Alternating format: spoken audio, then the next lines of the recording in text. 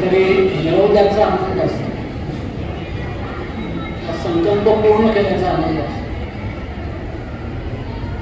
पराक्रम केल्याचा आनंद असतो.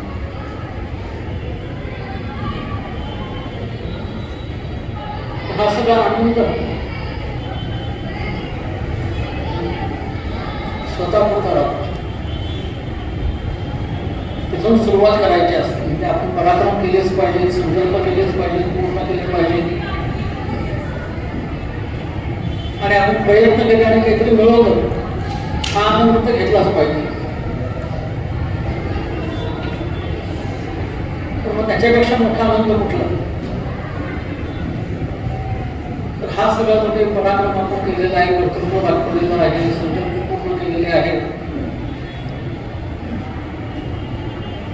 ते संकल्प सगळे पूर्ण करताना आपल्या प्रयत्नांबरोबर आणखीनही अनेक जणांचा वाटा होता, याची जाणीव ठेवून आपण जर का मनात कृतज्ञतेचा भाव ठेवलेला असला तर तो आनंद द्विगुणित दुप्पट. आणि पराक्रम वगैरे करायचा, मोठे संकल्प करायचे, ते सुद्धा कृतज्ञता व्यक्त करण्यासाठीच म्हणून जर का केले तर आणखी मोठा आनंद असतो. 10वीच्या टप्प्याला ही कृतज्ञता आपल्याला व्यक्त कराविषयी वाटली तर मोठा आनंद मिळालेला आहे हे तुम्हाला नंतर लक्षात. आणि त्याच्यानंतर आणखी 10, 15, 20 वर्षांनी कदाचित मला काही मिळालं नाही तरी चालेल, पण मी समाजात माझ्या कर्तृत्वाचा काहीतरी ठसा उमटवलेला आहे आणि समाजाला त्याचा फायदा झाला आहे, याच्यासाठी मी काहीतरी पराक्रम केला आहे, याचा आनंद हा आणखी मोठा असतो. हे सगळं करायचं असेल आपल्याला काय करावं लागतं? आज 10वीचे 40 विद्यार्थी आहेत सगळे, त्यांचं चरित्र आज कोण लिहायचं ठरलं? त्यांना आत्मचरित्र आपण लिहावं लागेल, बाकी कोणी आज त्यांचं चरित्र लिहायला घेणार. आणखी 15, 20, 25 वर्षांनी कदाचित कोणीतरी म्हणेल की मला यांचं चरित्र लिहिलं पाहिजे. पण आज सगळ्यांनी जर का आपापलं आत्मचरित्र लिहिलं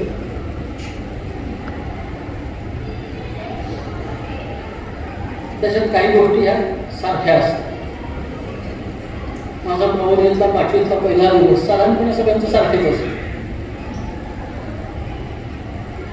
पण प्रत्येकाच्या आत्मचरित्रामध्ये काहीतरी वेगळं नक्की असतं. प्रकल्प कुठला वेगळा केला, कुठल्या खेळाच्या स्पर्धांमध्ये भाग घेतला, मी काय नवीन कौशल्य शिकलो, मला काय नवीन सुचलं, असं आपण लिहायला लागलो त्या प्रत्येकामध्ये किती वेगळं असतं. आणि आपल्या आत्मचरित्रातलं जे वेगळेपण असतं, त्या चरित्रातलं जे वैशिष्ट्य असतं त्याला चारित्र्य असतं.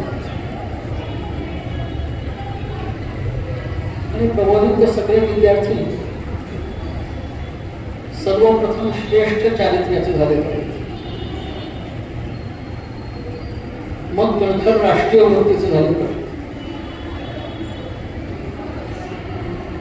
मग परिस्थितीला प्रतिसाद देणारे झाले पाहिजे, आणि मग गरज पडेल तेव्हा आपापल्या कार्यक्षेत्रामध्ये, कर्तृत्वाच्या क्षेत्रामध्ये नेतृत्व करणारे झाले पाहिजे. महेंद्रभाईंनी नेतृत्वाचा विषय सांगितला, पण सुरुवातीचे श्रेष्ठ चारित्र्याने. आणि मग असं श्रेष्ठ चारित्र्य आपलं घडवायचं तर काय काय करावं लागतं?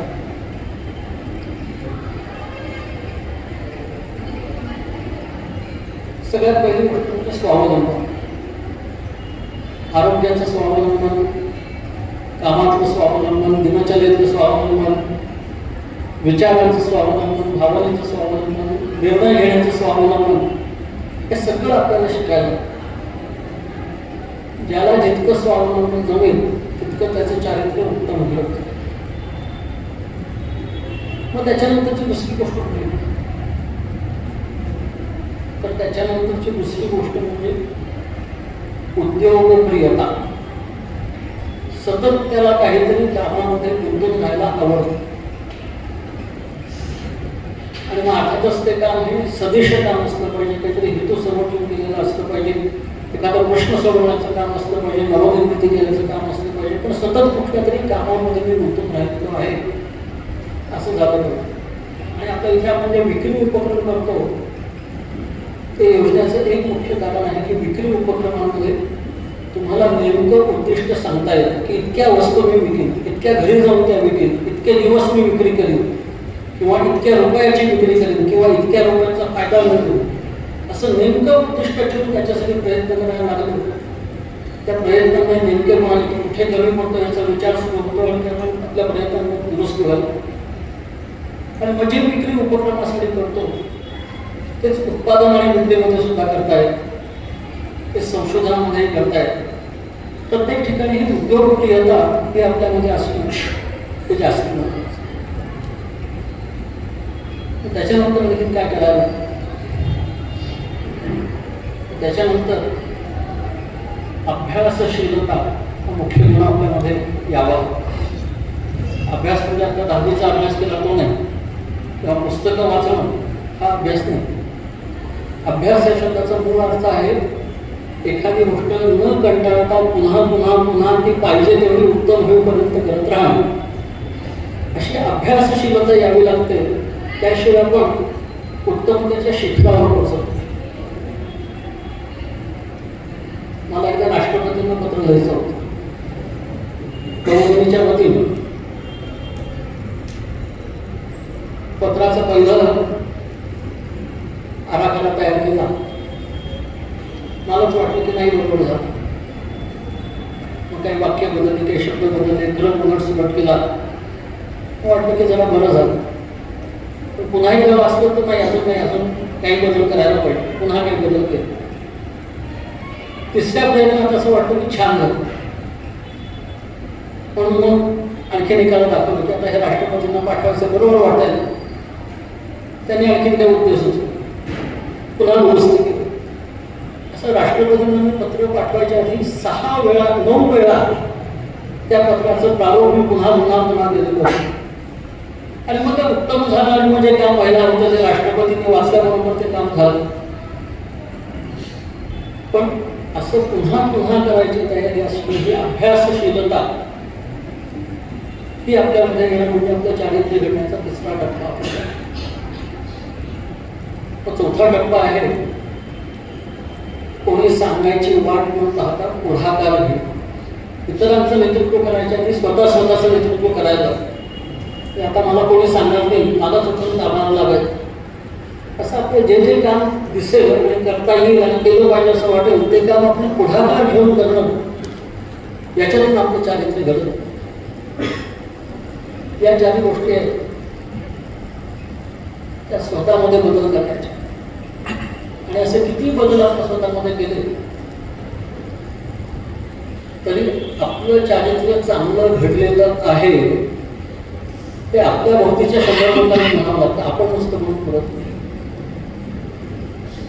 त्यामुळे स्वावलंबन, उद्योगप्रियता, अभ्यासशीलता, पुढाकार घेणं, याच्याबरोबर एक महत्त्वाची गोष्ट होती म्हणजे सदाचार. शिष्टाचार आणि सदाचार असं 2 फरक पडतो. शिष्टाचार म्हणजे याला मॅनर्स एटिकेट्स असं म्हणतात की हे असं वागलं पाहिजे असं सगळं म्हणतात, तेवढं आपण केलंच पाहिजे.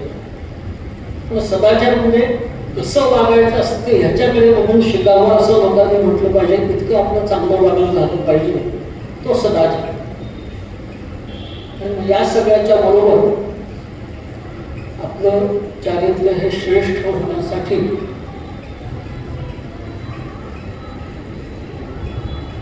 आपल्याला कुठल्याही गटामध्ये उत्तम काम करता आलं पाहिजे. कुठल्याही गटामध्ये एकमेकांना मदत करत, मदत मागत, मदत घेत आणि मदत देत आपल्याला काम करता आलं पाहिजे. परदेशामध्ये शिकायला जायचं असतं किंवा फक्त आपलं परीक्षेचे मार्क पुरत नाही, आपलं वागणं कसं आहे, आपलं व्यक्तिमत्व कसं आहे याच्याबद्दल किमान 2 जणांनी तरी शिफारस पत्र द्यावी लागतं. कारण बऱ्याच वेळा मार्कांपेक्षा त्या शिफारस पत्रांना जास्ती महत्त्व दिलं जातं. मला जेव्हा PhD करायला जायचं होतं, आपण सांगितलं होतं की कर अर्ज आणि जा तिकडे. त्यामुळे त्यांना म्हटलं की तुम्हीच पत्र द्या. म्हणजे एक पत्र त्यांनी दिलं, ते पत्र दाखवायचं नसतं त्यांनी काय लिहिलं.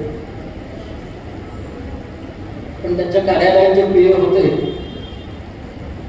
त्यांनी सांगितलं की आपण फक्त 4 जोडीचं पत्र लिहिलं तुझ्यासाठी, बघायचं. म्हटलं हो बघायचं, पण मला दाखवायला परवानगी नाही. पण गमत अशी झाली, मी PhD करायला गेल्यानंतर माझे तिथले जे गाईड होते ते म्हणाले की तुझे मार्क चांगले आहे, पण या कारणासाठी तुला प्रवेश दिलेला आणि त्यांनी ते पत्र मला दाखवलं. त्या पत्रामध्ये एक वाक्य असं लिहिलं होतं, he will be an asset to any group. म्हणजे तो ज्या कुठल्या गटामध्ये जाईल त्या गटातल्या सर्वांना आपल्या गटामध्ये चांगली भर पडली असं वाटतं. आणि त्याला म्हणायचं गटात काम करण्याची आपली वृत्ती तयार होते, समूह वृत्ती आपली तयार होते. पहिल्या सगळ्या 5 गुणांच्या बरोबर 6वा गुण आजच्या काळामध्ये अतिशय आवश्यक आहे. एक अभ्यास झालेला होता की 1940च्या आधी जी संशोधन झाली ती बहुतेक एकट्या शास्त्रज्ञांनी केलेली होती. आणि 1940च्या नंतर, दुसऱ्या महायुद्धाच्या नंतर नवीन शोध लागलं हे इतकं गरजेचं होऊन बसलं युद्ध प्रयत्नांमध्ये की एका शास्त्रज्ञाच्या प्रयत्नांवरती, प्रतिभेवरती अवलंबून चालणार नाही. याला मी सुचत, त्याला सुचत, त्याला मी सुचत, त्याला सुचत, सगळे एकत्र बसले तर काहीतरी सुचेल असं म्हणून गटात संशोधन करायची पद्धत सुरू झाली.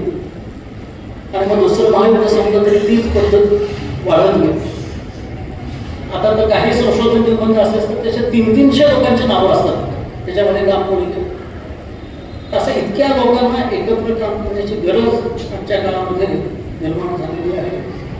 आणि असं जे करू शकतो त्याचं चारित्र्य उत्तम आहे, श्रेष्ठ आहे असं म्हटलं जातं. त्याच्यामुळे आपल्या आत्मचरित्रामध्ये किंवा चरित्रामध्ये सुद्धा इतरांपेक्षा आपण वेगळे उठून दिसतो. तर नेतृत्व करायची पहिली पायरी म्हणजे श्रेष्ठ चारित्र्य घडवणं. आणि त्या सगळ्या परीक्षेच्या गुणांच्या बरोबर असं श्रेष्ठ चारित्र्य सगळ्यांनी घडवावं असं सगळ्यांना सुचवतो, आवाहन करतो आणि त्याच्यासाठी शुभेच्छा देतो.